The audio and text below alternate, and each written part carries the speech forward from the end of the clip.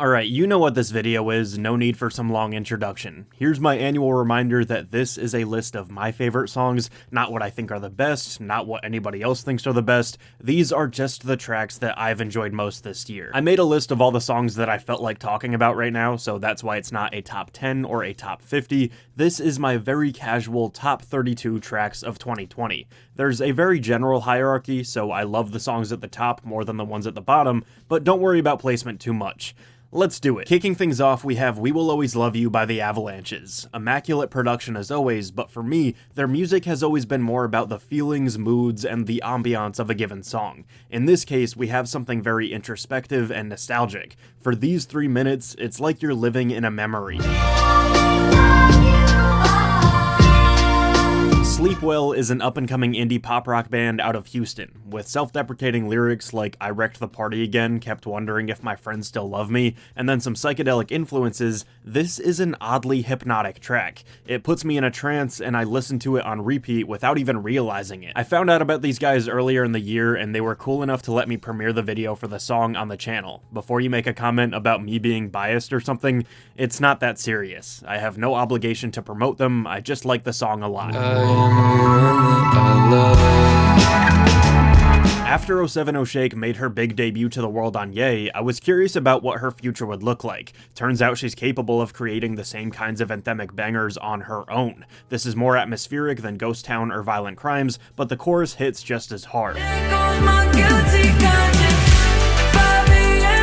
What a bizarre feeling to even be able to include Electronica on a 2020 best of list. In my opinion, this is one of the best lyricists in rap history, and this song is a solid example of that. You get your typical Elect blend of references, from obscure historical figures and religious concepts to Kermit the Frog and the Dukes of Hazzard, all with his one-of-a-kind storytelling flow. Scripture says, earthquakes, fires, and plagues, the resurrection of the dead. Frat is another band that I was a fan of first, and then I got to talk to and upload an artist showcase video for them. They released 2 albums this year, both pretty short, and for anyone that likes dramatic, immature Midwest emo, both albums are extremely addictive. This is my favorite track of the bunch. I know you care so much about Hey, remember when this happened? Let me thank Sakamami for the music. Anyway, Circle the Drain has some of my favorite songwriting of the year on top of this optimistic yet moody instrumental, and it reminds me of something that would be on the soundtrack of a late 90s rom-com, and I mean that in the best way possible. To say that I have a lot of fun to this song would be the understatement of the century. Thos Moser is hilarious, energetic bubblegum bass, and it's a welcome inclusion to the genre that seems to be growing more and more prevalent. The future is now, old man. This is my go-to song off of a very underrated album from this year. Extremely danceable with a vibrant energy, but then it stays true to a contemporary R&B sound for the pre-choruses. You really get the best of both worlds on one track. These girls are ridiculously talented, and I can't wait to see what they come up with next. The whole record was good, but this song is special for me because it's an anomaly within their discography. You get one of the best beats of the year and clever top-notch bars from Mike and LP, but that's normal RTJ stuff right there. What makes this special is 2 Chainz of all people absolutely floating on this instrumental and giving one of his best features in years. Hello Mr. Big Face, the bank teller trying to get ranked, I buy a hot dog stand if I'm trying to be frank, is just classic. The bank teller trying to get ranked. I buy a hot dog stand if I'm trying to be. Sufjan is one of my all-time favorites, and I could talk about this album forever. Video Game is one of the more upbeat, poppier songs on the project, but the lyrics are brutal. It's rejecting a society based on social media, who's getting the most likes and whatnot, which sounds like it could be cheesy, but it's done in the most Sufjan way you could think of. Allusions to the devil and Julius Caesar, with inviting synths and drums that make you want to get up and move. I don't wanna play your video game. Adrianne Lenker of Big Thief gave us one of the best singer-songwriter folky albums I've heard in years. Anything is the kind of gentle, enchanting track that I'll throw on during a nature walk and just cry to in the woods, you know? I don't wanna talk about anything, I wanna kiss, kiss you. I could not stop listening to this album at the beginning of the year. While it's true for most of the project, on Forever, we get this earworm ultra sweet chorus, but it's followed by these cold, glitchy effects near the end of the song. I've always been partial to diverging ideas like that within music. Always love you, I love you forever, even when This Strokes album is another favorite from around that time, and At the Door is the one that stuck out to me. With the track mainly consisting of Julian's voice and the simple yet effective synths, it's a relatively new sound for them, and I love it. The minimalism can feel both eerie and alluring. Never gonna make it out of this in time. RMR's Rascal is the best. It's this innovative blend of country sounds and trap lyrics that is nowhere near as gimmicky as you'd expect. It's a truly beautiful song that I sent to everyone I know when that perfect music video dropped. every sleepless night, let me do. You might have seen my video from earlier in the year, but with the release of Folklore, I finally gave Taylor Swift a chance, and I'm very happy I did. On an album where songwriting is one of the main pros, The Last Great American Dynasty blows everything else out of the water. It's this unique, moving historical fiction that you would not expect from somebody as huge as Taylor. Say, there goes the last great American dynasty. If there was some kind of stock market for up-and-coming musicians, I'd bet everything I had on Remi Wolf. DIY bedroom pop has been all the rage for the last few years, but Remi is bringing something completely new to the table. It's this funky, alternative R&B dance pop, the production is very polished, and I can't wait to see what she does next. So high, got Delete Forever is this really pretty emo anti-pop song with a very emotional backbone. The title comes from Grimes deleting files from her computer and getting hit with that message asking if you want to delete them forever, which is kind of a punch in the gut when you think about it. Then lyrically, the whole track is a reaction to the tragic, gone too soon passings of her friends and musicians she looked up to.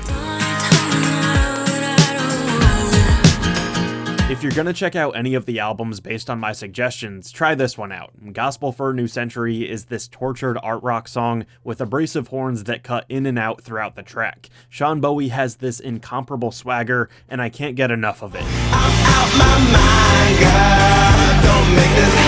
This is something that hit extra hard during quarantine. This year has been such an emotionally exhaustive time, and it often seems like I don't even know how to feel anything anymore. This is a song that I listen to on repeat because Chris really did help me. People I've been sad reminded me more than a few times just how important it is to feel.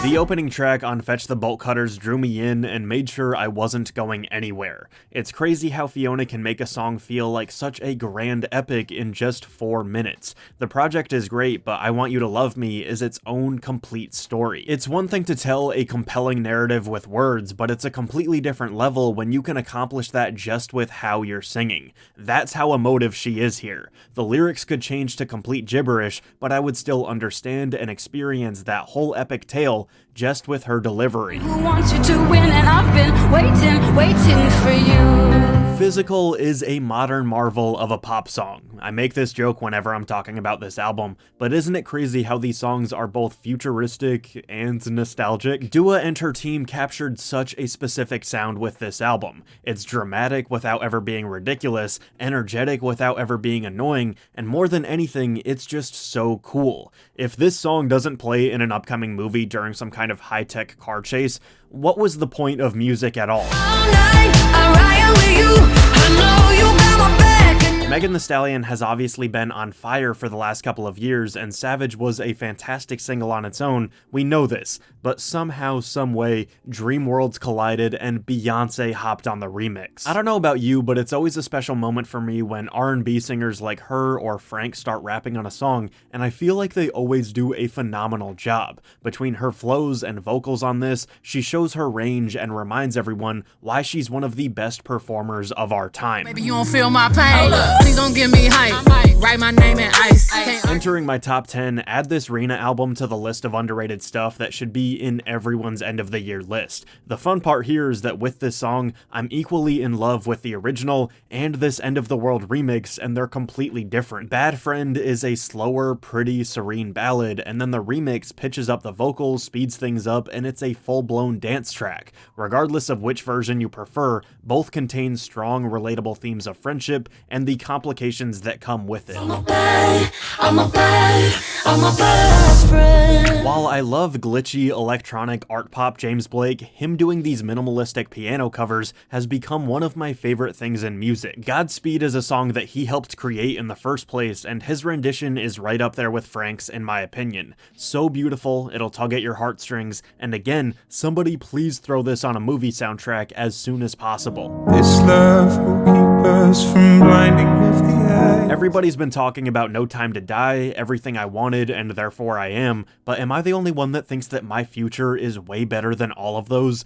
It's just more dynamic. There's a gorgeous, angelic intro, the beat comes in halfway through, and we see the song evolving in real time. These groovy little drums come in, we can hear harmonies layered in the background to add some depth, and P.S. that music video is a perfect visualization of what you hear on the track. I know supposedly I'm lonely now.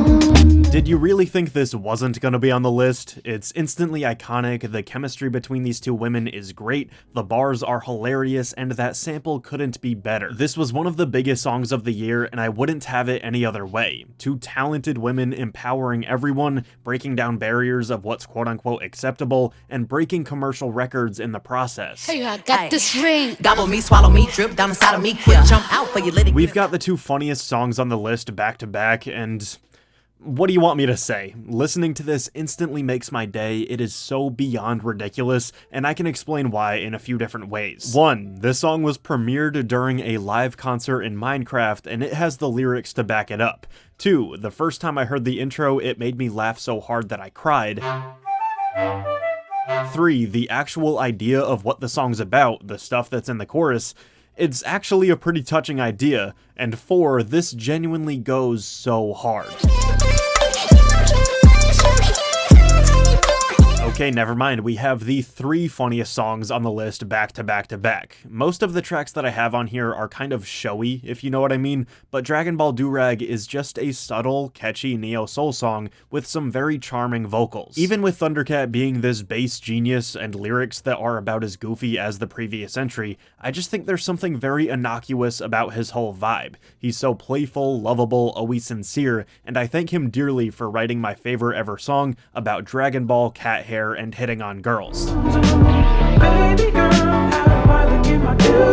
This is my official coming out as a guy that cannot stop listening to the 1975. I've always enjoyed their stuff, but it feels like it's to a certain extent. Their production is fantastic, they make super melodic, thoughtful pop rock, but I only ever fall in love with a couple tracks per album. Well, 4 albums in, and at this point I can basically make an entire album of those songs that I'm in love with. If You're Too Shy, Let Me Know is the latest inclusion, and it checks all the boxes of what I look for in a 1975 song. A nostalgic vibe, tongue-in-cheek lyrics that I can mostly understand, a dynamite hook, and horns that I can only describe as addictive. I promise you to hear me out on this one. Don't knock it till you really try it. After Hours is my favorite Weeknd project since the Trilogy mixtapes, and honestly, it might be overtaking them for my top spot within his discography. The title track is my favorite of the bunch, and it's one of those songs where the beginning basically acts as an interlude for the big grand finale in the middle. Do I love what's going on in the second verse a lot more than the first? Yes. Is the first chorus arguably my favorite part of any song this year? Yes, but they wouldn't impact me nearly as much if it wasn't for those initial 2 minutes of build-up and suspense. This chorus is unreal. It's everything I love about The Weeknd. It's this mysterious, charming, even though it shouldn't be, mix of sorrow and manipulation. He does this concept better than anyone else, and it's this beautiful disaster to watch unfold. This one hurts. Mac Miller's posthumous album Circles is one of the most captivating pieces of art in 2020. What John Bryan was able to do with the production here is so special, and I'm very glad that this exists. This is Mac's goodbye, and I'll be forever grateful that we have it. It shows somebody that's seen constant struggle, but there's a glistening magical light at the end of the tunnel. Where there was once so much pain and confusion, Mac's life ended with optimism and hope. With his last 2 albums, Mac was soaring to new heights in his evolution as an artist. Circles is a beautiful resolution, and Good News is the definitive track for me. When I'm flying, knowing make 'em so uncomfortable. My favorite song of 2020 is Kyoto by Phoebe Bridgers. Truly, this list could have included the entirety of Punisher, and while I thought about this spot going to Savior Complex, Moonsong, or I Know the End, sometimes the easy choice is the right choice. Phoebe is the current queen of heartache and pain, but what's so fascinating to me is how enchanting she makes those feelings sound. It mainly comes down to her one-of-a-kind, brilliant 10 out of 10 songwriting, which often includes extremely dark comedy, or stuff that is so inherently sad, but it's also extremely relatable. And for me at least, there's two ways to experience a Phoebe Bridgers song. It's either paralyzing sadness, or sometimes this rare brand of fun sadness, which is unique to her more upbeat, in-your-face bangers like Motion Sickness and Kyoto. She's been my favorite musician to listen to for most of 2020. Every line she writes is a masterpiece, and she makes me feel so much. Leave a comment down below with some of your favorite songs of the year, and thanks for all the support as always, everyone. I think this has been by far my best year yet. I've made tons of stuff that I'm very proud of, and I can't wait to keep going. Happy holidays, stay safe, and I'll see you in the new year. Hey, thank you for watching that video. If you want to support the channel, feel free to like, comment, and subscribe. You can follow me on social media at RenshawHS. You can buy my merch on OutLoudMerch.com/collection/alpha-media. You can support my Patreon, and thank you again. I'll see you soon.